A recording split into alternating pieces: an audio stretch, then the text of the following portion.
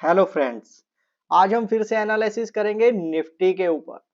Basically आज सुबह हमने आपको रेजिस्टेंस और सपोर्ट लेवल बताए थे। तो सबसे पहले बात करते हैं, क्योंकि निफ्टी में इतनी ज्यादा तेजी रही थी कि गिरावट के कोई चांसेस ही नहीं थे, तो उसके हिसाब से हमें सपोर्ट की तरफ तो देखना ही नहीं चाहिए, रेजिस्टेंस देखते हैं। तो हमारा जो सबसे पहला रेजिस्टेंस आपको बताया था वो था BCR 760 का। अगर उसके बाद की बात करते हैं तो BCR 825 का हमारा अल्टीमेट रेजिस्टेंस बताया था इंट्राडे के लिहाज से।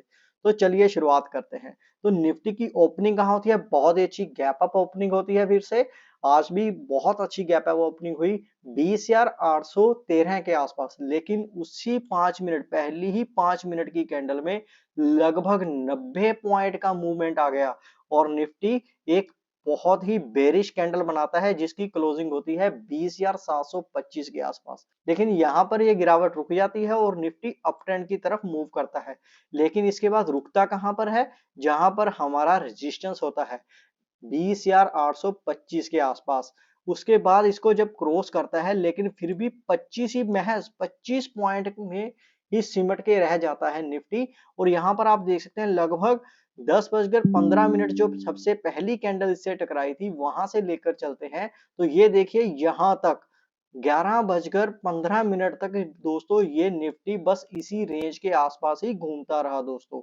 इसके बाद की अगर हम बात करते हैं, यहाँ पर गिरावट आती है और ये गिरावट देखिए, ये वाली जो आपको 9 कैंडल्स दिख रही है ना, ये हमारी जो रेजिस्टेंस था वो सपोर्ट में कन्वर्ट हो चुका था 20,760 का। ये 9 कैंडल्स हैं जिनमें से 7 ऐसी कैंडल्स हैं जो कि उसी लाइन को टच करके बनी है, यानी कि 20,700 के 760 के आसपास के लेवल्स रहे हैं उस कैंडल के। तो ये बहुत ही इंपॉर्टेंट सपोर्ट और रेजिस्टेंस होते हैं जब भी हम मॉर्निंग वाली वीडियो में आपको बताते हैं। तो अगर आप इंट्राडे ट्रेडर हैं तो बेसिकली इन लेवल्स को ध्यान में रखकर ट्रेड किया कीजिए। उसके बाद की चाल देख लेते हैं निफ्टी की।